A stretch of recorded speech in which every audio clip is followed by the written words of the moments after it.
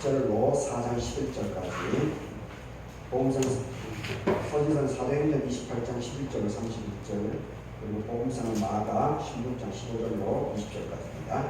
한 절씩 나눠서 읽어보도록 하겠습니다. 하나님이 그들이 행한 것 곧 그 악한 길에서 돌이켜 떠난 것을 보시고 하나님이 뜻을 돌이켜서 그들에게 내리리라고 말씀하신 재앙을 내리지 아니하시니라. 요나가 매우 싫어하고 성내며 여호와께 기도하여 이르되 여호와여 내가 고국에 있을 때에 이러하겠다고 말씀하지 아니하였나이까. 그러므로 내가 빨리 다시스로 도망하였사오니 주께서는 은혜로우시며 자비로우시며 노하기를 더디하시며 인애가 크시어서 뜻을 돌이켜 재앙을 내리지 아니하시는 하나님이신 줄을 내가 알았음이니이다. 여호와여 나를 이제 내 생명을 거두어가소서. 사는 것보다 죽는 것이 내게 나으리라 하니 여호와께서 이르시되 너가 성내는 것이 옳으냐 하시니라. 요나가 성읍에서 나가서 그 성을 동쪽에 앉아 거기서 자기를 위하여 초막을 짓고 그 성읍에 무슨 일이 일어는가 보려고 그 그늘 아래 앉으라.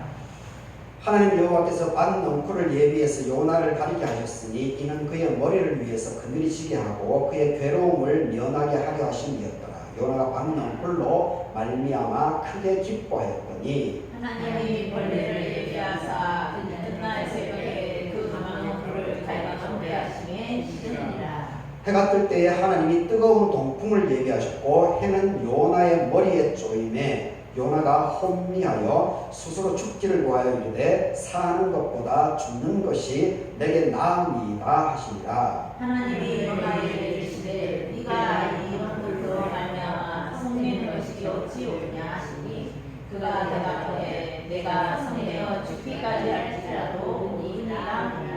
여호와께서 이르시되 너가 수고도 아니하였고 재배도 아니하였고 하룻밤에 났다가 하룻밤에 말라버린 이 박넝쿨을 아꼈거늘 하물며 이 큰 성읍 니느웨는 자의를 분별하지 못하는 자가 12만 명이요 가축도 많이 있나니 내가 어찌 아끼지 아니하겠느냐 하시니라. 아멘.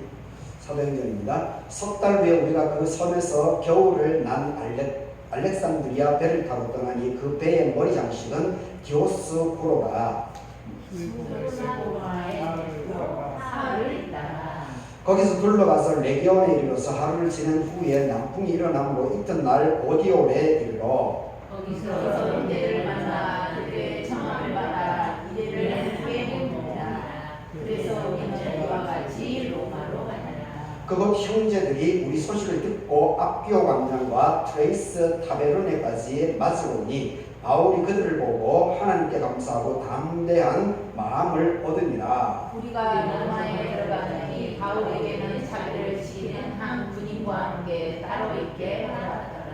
사흘 후에 바울이 유대인 중에서 높은 사람을 청하여 그들이 모인 후에 이르되 여러분 형제들아 내가 이스라엘 백성이나 우리 조상의 관습을 배척한 일이 없는데 예루살렘에서 로마인의 손에 죄수로 내준 바 되었으니 로마인은 나를 신문하여 죽일 제목이 없으므로 석방하려 하였으나 유대인들이 반대하기로 내가 마지못해서 가이사에게 상소하니고 내 민족을 고발하려는 것이 아니니라. 이러므로 나를 너희를 보고 함께 이야기하려고 청하였으니 이스라엘의 소망으로 말미암아 내가 이 세상에 메인 바 되었노라.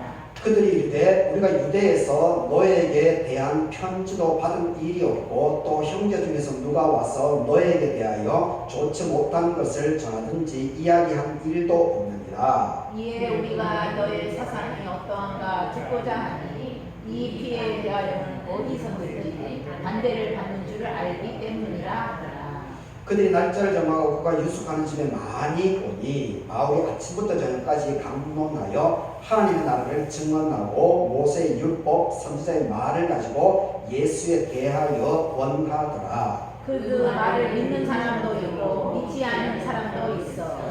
서로 맞지 아니하여 흩어질 때에 바울이 한 말로 이르되 성령이 선지자 이사야를 통하여 너희 조상들에게 말씀하신 것이 옳도다. 일러스되 이 백성에게 가서 말하기를 너희가 듣기는 들어도 도무지 깨닫지 못하며 보기는 보아도 도무지 알지 못하는구나. 이 백성들의 마음이 우둔하여져서 귀로는 둔하게 듣고 눈은 감았으니 눈으로 보고 귀로 듣고 마음으로 깨달아 돌아오면 내가 고쳐줄까 하니라 하였으니 그런즉 하나님이 이 구원은 이방인에게로 통하여 진 줄 알라. 그들은 그것을 들으리라 하라. 바울이 온 이태를 2년을 자기 셋집에 머물면서 자기에게 오는 사람을 다 영접하고 우리 하나님의 나라를 전파하여 주 예수 그리스도에 관한 모든 것을 담대하게 거침없이 가르치더라. 아멘. 마가복음입니다. 또 이르시되 너희는 온 천하에 다니고 만민에게 복음을 전파하라. 믿고 세례를 받는 사람은 구원을 얻을 것이요 믿지 않는 사람은 정죄를 받으리라. 믿는 자들에게는 이런 표적이 따르니 곧 그들이 내 이름으로 귀신을 쫓아내고 새 방언을 말하며 뱀을 집어올리며 무슨 독을 마실지라도 해를 받지 아니하며 병든 사람에게 손을 얹은즉 나으리라 하시니라. 주 예수께서 말씀을 마치신 후에 하늘로 올려지사 하나님 우편에 앉으시니라. 제자들이 나가 두루 전파할 때 주께서 함께 역사해서 그 따르는 표적으로 말씀을 확실히 증언하시니라. 아멘.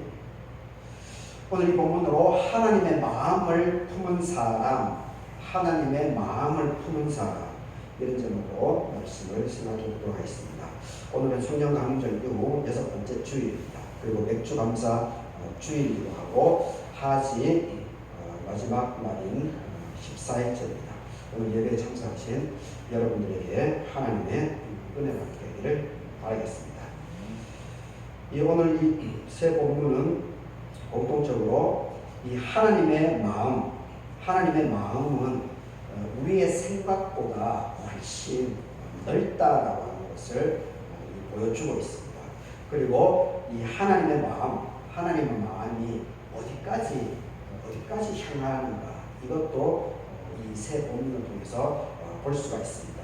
이 구약의 이제 요나서에서는 이 요나는 하나님의 자비가 원수인 니느웨에게까지 미치는 것을 받아들이지 못하고 있습니다. 원수를 요나는 용서를 할 수가 없었습니다. 그래서 이 요나서 본문에서는 하나님의 자비를 받고도 그 자비, 그 은혜를 다른 사람에게 나눌 줄 모르는, 독점하려고 하는 그런 아주 이 하나님의 축복의 통로를 막으려고 하는 그런 아둔한 모습, 하나님의 역사를 방해하는 그런 모습을 볼 수가 있습니다. 그리고 이 사도행전에서는 바울은 로마 한복판에서도 복음이 유대인들만이 아니고 모든 민족에게 향한다라고 하는 것을 선포를 하고 있습니다. 그래서 여기서 이제 이방인에 대한 선교, 이방인들에게 복음을 전해야 된다라고 하는 것을 하나님께서 허락해 나가는 것을 보고 있습니다. 감옥에서도, 이 본문에서는 감옥은 아니죠. 물론 가택연금이죠. 감옥이나 다름없죠. 이 가택연금 속에서도 전 세계를 품고 이 예수 그리스도를 증언해 나가는 그런 것을 볼 수가 있습니다. 이 바울에게 있어서 이 자비를 온 세상으로 이 하나님의 자비가 예루살렘에서 로마까지 확장시켜 나가는, 그 당시에 제국이지 않습니까? 로마가 제국입니다. 그리고 박해가 시작되는 그런 시기입니다. 물론 본격적인 박해는 사도 바울이 활동했던 시기는 사도 바울이 이제 서신서를 많이 쓰니까 대부분 이 신약 성경은 서신서가 복음서보다 더 빨리 기록됩니다. 복음서 마태, 마가, 누가, 요한복음이 있는데 가장 먼저 쓰여진 것이 마가복음입니다. 마가복음은 AD 70년경에 쓰여졌다라고 지금 성서학자들은 거의 동일하게 그 얘기를 합니다. 70년. 그런데 사도 바울의 서신서, 데살로니가라든지 에베소서라든지 빌레몬서라든지 이러한 것들은 52년에서 55년, 그러니까 복음서 마가복음보다도 적어도 한 17년 이전에 기록된 겁니다. 그래서 이제 성서신학자들이 이제 어떻게 얘기를 하는가 하면은 이 사도 바울에 의해서 서신서가 사도 바울은 예수님의 직제자가 아니죠. 예수님을 직접 경험한 사람이 아닙니다.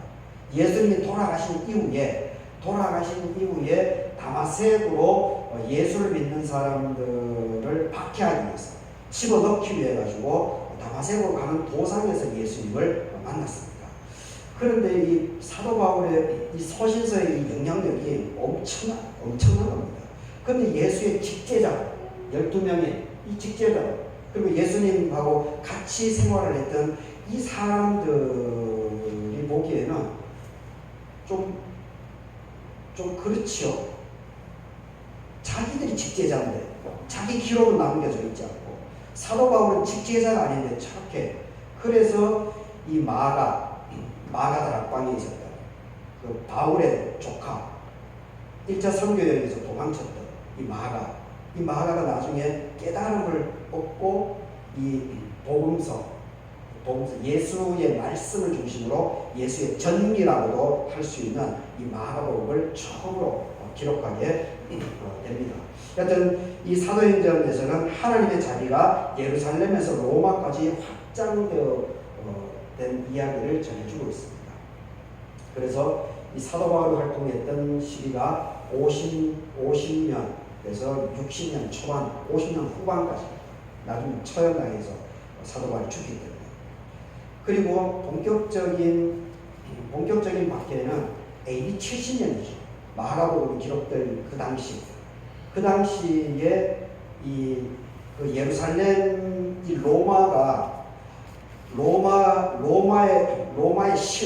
로마의 신을 예루살렘 성전을 파괴하고 거기에 신전을 세워버리게 되니까 이 유대인들로서는 이것을 도저히 용납할 수가 없는 거예요. 그래서 그 항쟁이 벌어지죠. 항쟁 들고 일어나는 거죠. 로마 제국에. 그러니까 로마는 어떻게 합니까? 아주 엄청난 학살이 벌어집니다. 그래서 뿔뿔이 다 흩어지죠. 그게 AD 70년입니다. AD 70년. 그래서 일본은 지중해가 있으니까 대륙으로 안디옥까지 아시아권으로 이렇게 넘어가면서 그래서 이 안디옥에 하나님의 역사가 엄청나게 일어나죠. 그래서 나중에 이 바나바가 사도 바울을 불러와가지고 이 안디옥에서 역사가 일어나지 않습니까? 그리고 일본은 대륙을 거쳐서 이 홍해바다를 거쳐서 이집트로 가죠. 아프리카로 가죠. 그래서 이 아프리카에 있었던 이 이집트에 있었던 이 알렉산드리아가 또 엄청난 성경에는 이제 알렉산드리아에 대한 기록은 남아있지는 않습니다. 하지만 이제 성서학자들이 이걸 밝혀냈죠. 이 알렉산드리아도 이 안디옥하고 버금갈 정도로 엄청난 역사예요. 그리고 일본은 지중해를 넘어가죠. 지중해를 넘어가서 이탈리아, 그리스 그리고 이 스페인 이쪽으로 넘어가는 일이 벌어집니다. 그래서 기독교 천년의 역사가 바로 이 알렉산드리아하고 이 안디옥 이 두 군데에서 엄청난 지도자들이 배출됩니다. 아주 똘똘한 사람들이 여기서 다 배출됩니다. 그래서 또 나중에 이제 여기서 엄청난 논쟁들이 벌어지죠. 3.2.1천 논쟁이라든지 뭐 이런 것들이 전부 다 이 안디옥하고 알렉산드리아 여기에 논쟁입니다. 그래서 여기 또 내부적으로 이 313년에 로마의 국교로 만들어진 이후에 여기 그 400년부터 논쟁이 막 벌어지고 거기서 이제 서로 싸우고 죽이고 이런 일이 참 안타깝지만 세계 기독교 천년의 역사에 그런 것들이 있습니다. 여하튼 이 사도 바울에 의해 가지고 이 하나님의 이 복음이 로마까지 확장되는 이야기를 해주고 있습니다. 오늘 보면 이 마가복음에서 예수님은 제자들에게 온 천하에 다니면서 만민에게 복음을 전파하라고 명령을 하고 있습니다. 온 세상을 향해서 제자들을 보내고 있는 모습입니다. 그래서 이 마가복음은 하나님의 자기 은혜를 온 세상으로 전한다고 하는 예수님의 마지막 명령을 오늘 기록해 놓고 있습니다. 우리에게는 우리가 삶을 살아가다 보면은 누구나 선이 있습니다. 선이 있습니다. 여기까지는 내 사람이야. 그리고 여기부터는 남이야. 그리고 여기까지는 용서할 수 있고 여기서부터는 용서하기가 어렵다. 여기까지는 사랑할 수 있지만은 그 사람만큼은 쉽지 않다. 절대 용서할 수 없다. 사람은 이렇게 늘 선을 긋고 있습니다. 저 역시 동일합니다. 여기서 자유로울 수가 없습니다. 제가 목사다 보니까 설교를 준비하다 보니까 이런 메시지를 할 수밖에 없습니다. 이런 말을 한다고 해서 제가 여기에 자유롭지는 않습니다. 저 역시 여기에 걸려 넘어질 수밖에 없는 저의 모습을 보고 있습니다. 하지만 하나님께서는 늘 그 선을 넘어가고 있는 모습을 오늘 이 본문, 세 본문에서도 분명히 볼 수 있습니다. 오늘 세 본문은 모두 하나의 질문을 우리에게 던지고 있습니다. 너는 하나님이 내 마음을 얼마나 알고 있느냐? 얼마나 알고 있느냐? 형식적으로 성경을 읽고 주일 예배 드리고 기도하고 헌금하고 이렇게는 하지만은 근데 실제적으로 너가 하나님의 마음을 얼마나 알고 있냐? 너는 너 혼자서 너 스스로 너의 선을 긋고 너의 잣대로 사람들을 평가하고 네 마음대로 하는 것이 아니냐? 이렇게 하나님은 묻고 있다라고 저는 봅니다. 그리고 그런 것을 우리가 이 시간에 다시 한번 생각해 볼 수 있으면 좋겠습니다. 요나서에서는 하나님의 마음이 우리의 생각보다 넓다라고 하는 것을 보여주고 있습니다. 요나는 하나님의 선지자입니다. 하나님의 말씀을 누구보다도 잘 알고 있는 사람이었습니다. 그런데 느느웨가 이 적국인 니느웨가 회개를 하자 오히려 화를 내고 있습니다. 이게 일반적이죠. 저도 동일합니다. 근데 좀 이상하죠. 사람들이 살아났는데 왜 화를 요나가 내고 있는가요? 요나는 사실 하나님을 너무 잘 알고 있었다라고 하는 것이 오늘 이 본문에서 나옵니다. 요나서 4장 2절입니다. 요나서 4장 2절 중반절부터 주께서는 은혜로우시고 자비로우시며 그리고 노하기를 더디하시며 인애가 크신 하나님인 줄 내가 알았습니다. 이게 요나가 하나님의 선지자라고 하는 것이 분명하게 알 수가 있습니다. 왜냐하면 이 본문은 출애굽기 34장 6절 7절에 나오는 말씀입니다. 이걸 그대로 인용하고 있습니다. 알고 있다는 거죠. 머리로는 다 알고 있습니다. 머리로. 그런데 삶으로 살아나가지 못하는 거죠. 머리로는 알고 있습니다. 저도 머리로 알고 있는 것이 많지만 저 역시 삶으로 제대로 살아나가지 못하는 그 모습을 봅니다. 요나랑 저랑 차이점 저는 없는 것도 보면서 참 이게 부끄럽구나. 그리고 더 이렇게 더 하나님의 말씀을 더 새겨야겠구나. 그런 생각을 해보게 됩니다. 문제는 하나님을 요나가 몰랐다라고 하는 것이 아니라는 겁니다. 하나님의 사랑이 원수에게까지 흘러가는 것, 자기가 축복의 통로로 쓰임 받는 것, 원수에 이것이 싫어진 겁니다. 이것이 이게 참 이 부분에서 참 우리 인간이 더군다나 믿는 사람이 자유롭지 참 못합니다. 다 여기서 관련 넘칩니다. 거의 관련 넘칩니다. 거의 한 90% 가까이는 아마 거의 다 92, 3%도 다 관련 넘어질 겁니다. 알고는 있지만은 내가 미워하는 사람이 복을 받는 이걸 드러내지는 못하지만은 시기질투 이게 아마 말할 수 없을 겁니다. 우리도 그렇습니다. 저도 역시 그렇습니다. 내게 베푸신 은혜는 감사하지만은 내가 싫어하는 사람에게도 같은 하나님의 은혜가 임하는 것은 불편할 때가 참 많이 있습니다. 그래서 하나님은 박능골 하나를 통해서 요나를 가르치고 있는 것입니다. 너는 하루 만에 생긴 식물도 아끼는데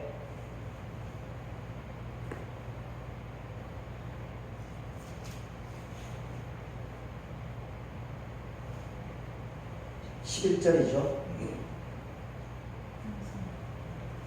11절에 너는 하루 만에 생긴 식물도 아끼는데 나는 12만 명의 생명을 아끼면 안 되겠느냐. 이렇게 요나에게 질문을 하고 있습니다. 하나님의 관심은 언제나 사람입니다.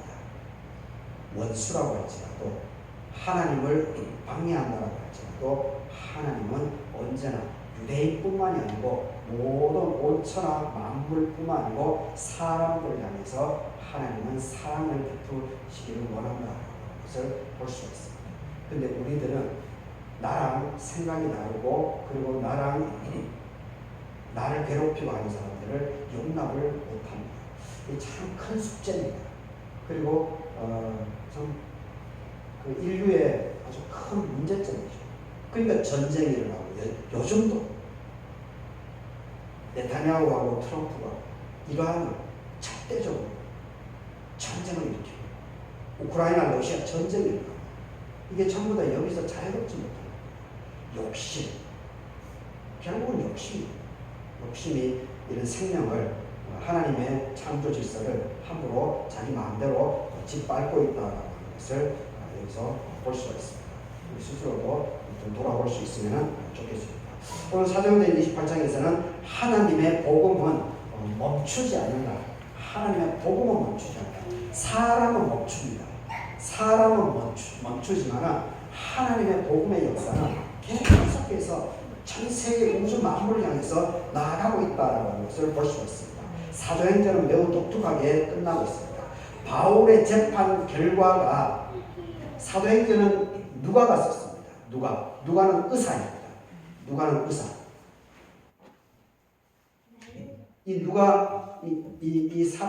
이 누가복음이나 사도행전은 그 의사인 누가가 썼다라고 지금 성서학자들이 다 동일하게 공통적으로 이해를 하고 있는데, 그래서 의사니까 이 누가의 필체는 상당히 구체적입니다. 아주 조밀합니다. 생물학이니까.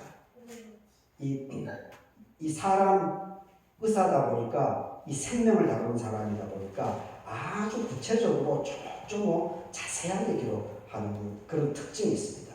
그런데 이 바울의 재판 결과가 누가는 기록하고 있지 않습니다.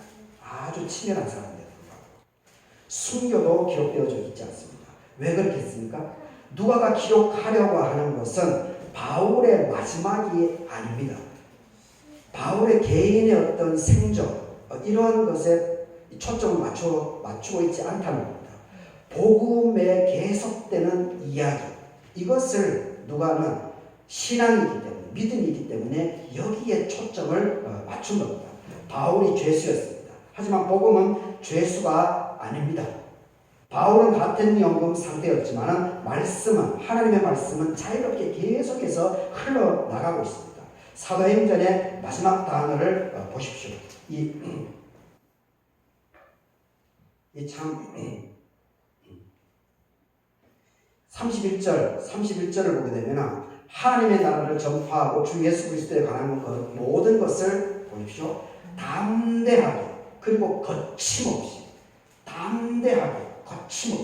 가택 연금을 받았습니다. 여기에 눌리지 않습니다. 참 대단한 겁니다. 대단한 거. 우리가 이러한 사도 바울의 이런 정신을 배워야 됩니다. 손양원 목사 보십시오. 참 대단하지 않습니까? 자기 아들 2명을 죽인 사람입니다. 자기 아들 2명을 죽인 사람인데 그 사람을 받아들이지 않습니까? 그리고 교육을 시킵니다. 결국 그 아들이 목사가 됐죠. 그 몇 년 전 다니엘 기도회 그 손양원 목사님의 아들 2명을 죽인 그 사람의 아들이 목사가 되어가지고 간증하는 것을 제가 들으면서 너무 감동받았습니다. 와, 정말 손양원 목사님 어떻게 그렇게 할 수? 사실 그렇게 하는 것이 복음의 사람인데 참 손양원 목사님 보면 참 저는 참 목사라는 것이 너무 부끄러운데 여튼 이게 담대하게 거침없이 눈치를 보자고. 눈치를. 문익환 목사님을 보십시오. 그 집안 제가 북한도 갔다 와서 보니까 정말 짱짱한 집. 정말 짱짱한 부자입니다. 부자. 그러니까 문익환 목사님이 일본에 유학 갔다가 그리고 다시 미국으로 프린스턴으로 유학 가지 않습니까? 그리고 교수가 됩니다. 구약학자가 됩니다. 공동번역, 카톨릭하고 하는 공동번역 10편, 윤동주에 대한, 자기 친구 윤동주에 대한 이 열등감이 한평생 이 사람을 문익환 목사를 짓누릅니다. 그래서 이분이 문익환 목사님이 나중에 시를 쓰죠. 그 윤동주에 대한 빚갚음도 되고, 그리고 윤동주에 대한 열등감이 승화하다 보니까 문익환 목사님이 시를 많이 썼습니다. 그렇게 부자고 짱짱하고 구약학자고 그리고 교수고 얼마든지 편안하게 살 수 있음에도 불구하고 75년 장준하 선생님이 죽음, 박정희 권력에 의해서 장준하 선생님의 생명이 무참하게 짓밟히는 것을 보고 교수직을 내놓지 않습니까? 그러면서 민주화 운동에 전면이 났습니다. 전면. 감옥에 12번 갇히면서 담대하고 거침없이 바로 예수 그리스도의 정신이 온전하게 박힌 사람들입니다. 손양원 목사, 문익환 목사, 정말 우리가 이런 사람들을 존중할 줄 알아야 됩니다. 그리고 이러한 삶을 귀하게 우리가 받아들여야 됩니다. 문익환 목사하고 빨갱이라고 정말 어처구니 없는 양반들입니다. 몰라도 한참 모르는 사람. 예수 그리스도의 정신에 온전히 사로잡힌 사람. 그렇게 볼 줄 알고 해석할 줄 알아야지. 담대하게 거침없이. 참. 복음은 누구도 말할 수가 없습니다. 어느 누구도 총칼로도 말할 수가 없습니다. 담대하게 거침없이 이렇게 하나님의 메인 사람들이 있기 때문에 그렇습니다. 예루살렘에서 시작된 복음이 마침내 로마까지 도착을 하게 됩니다. 그리고 지금은 우리에게까지 1928년 아영면 면 소재가 발견가 되면서 거기에 최진욱이라고 하는 한 양반 운봉에서 남원에서 운봉을 거쳐서 여기가 면 소재지였기 때문에 여기를 거쳐서 함양으로 넘어가는 선교사 여기가 면 소재지였기 때문에 여기에 복음의 씨앗을 뿌리려고 했던 겁니다. 그런데 하필이면 최진욱이라고 하는 사람을 만나요. 그래서 하나님께서 성령은 최진욱 장로님의 마음문을 여신 겁니다. 그래서 복음의 씨앗이 최진욱 장로님에게 싹 들어간 겁니다. 그래서 이 갈개교회가 1928년 10월 20일 바로 이 자리에 여기에 마을 중앙에 세워졌던 겁니다. 하나님의 은혜입니다. 축복의 역사입니다.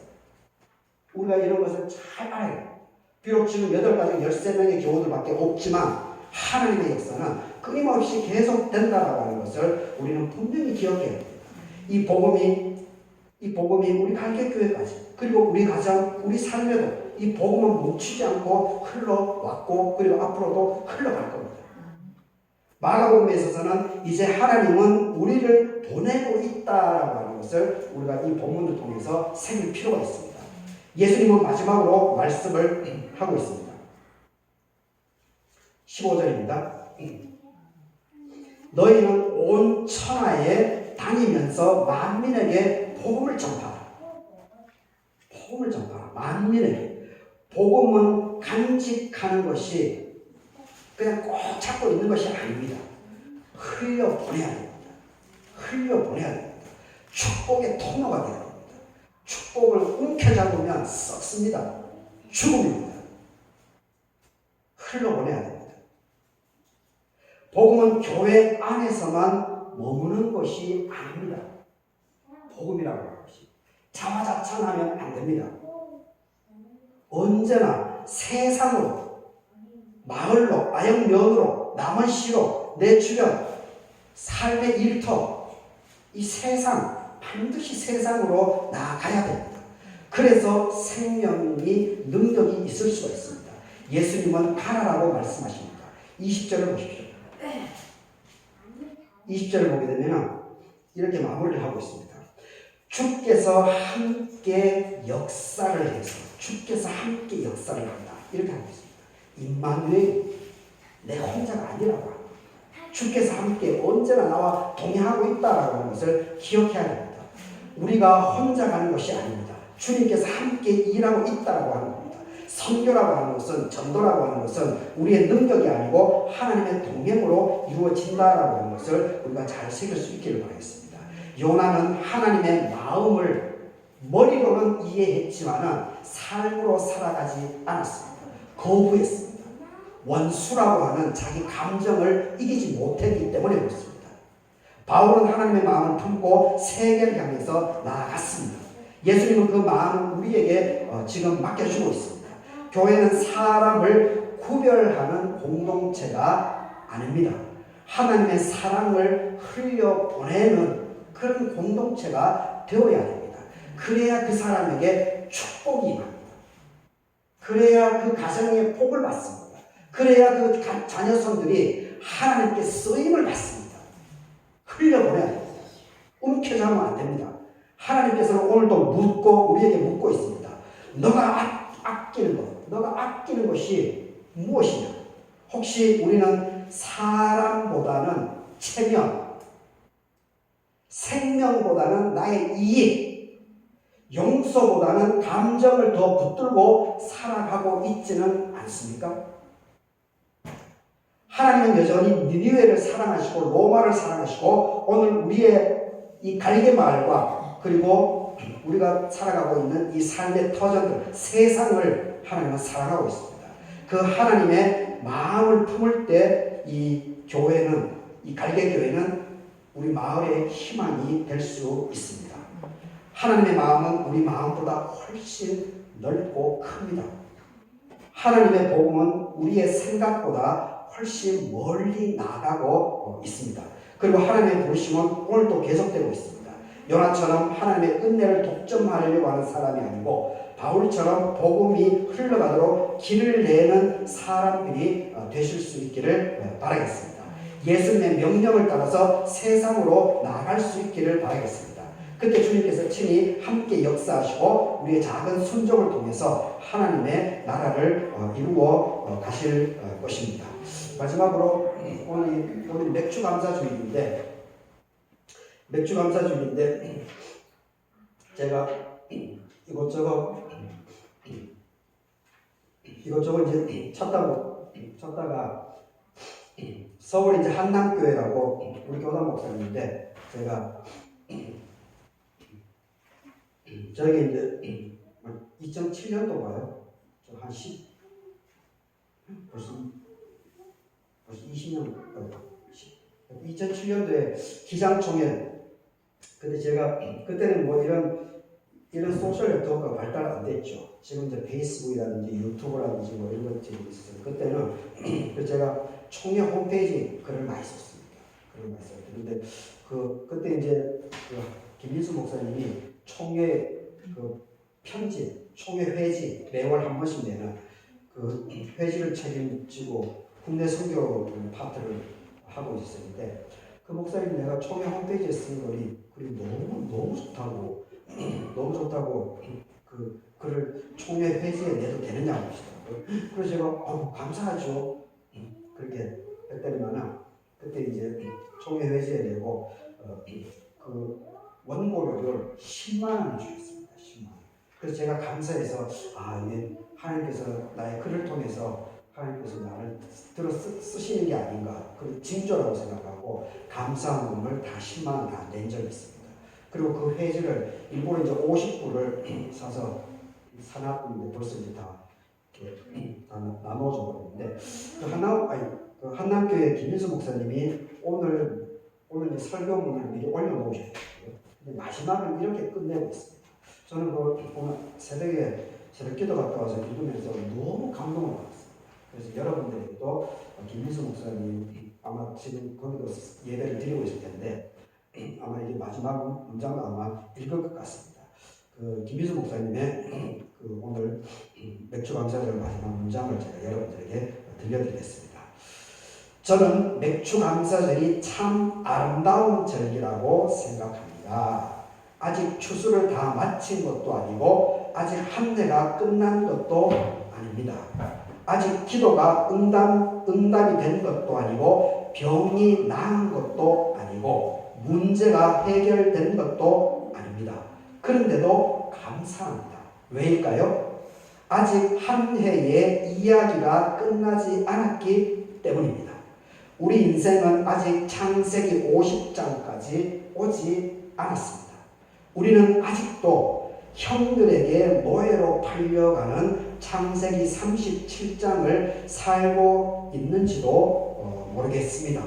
누명을 쓰고 감옥에 갇혀 있는 창세기 39장을 지나고 있는지도 모르겠습니다. 바로의 꿈을 해석하고 총리가 되는 장면인 창세기 41장을 살아가는지도 모릅니다. 그러므로 성급하게 자기 인생을 실패라고 결론 짓지 마시기 바랍니다.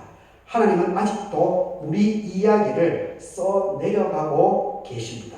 그래서 감사는 끝난 사람의 노래가 아니고 끝까지 하나님을 신뢰하는 사람의 노래입니다.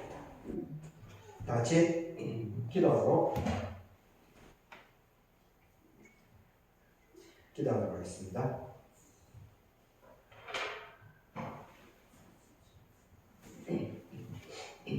사랑과 자비가 한없으신 아버지 하나님, 니느웨를 긍휼히 여겨줬던 하나님의 마음을 우리에게도 허락하여 주옵소서.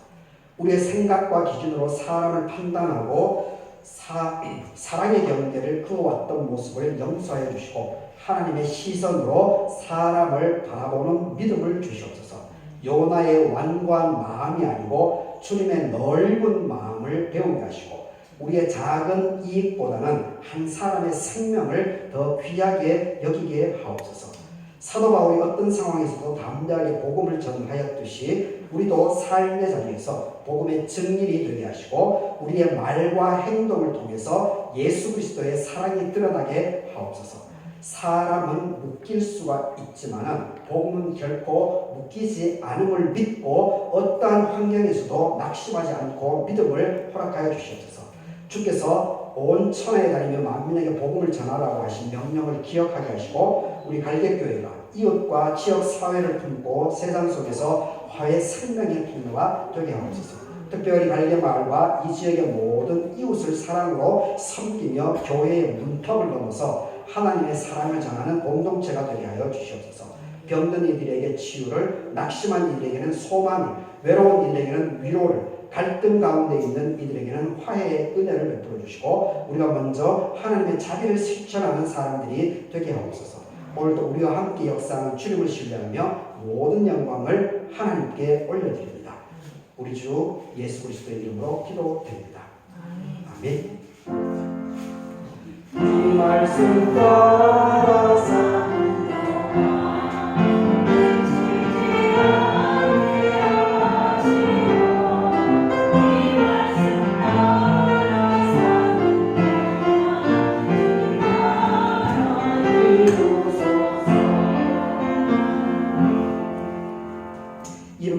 장을 찬송하고 윤덕 권사님께서 헌금위원으로 수고해 주시겠습니다. 286장입니다.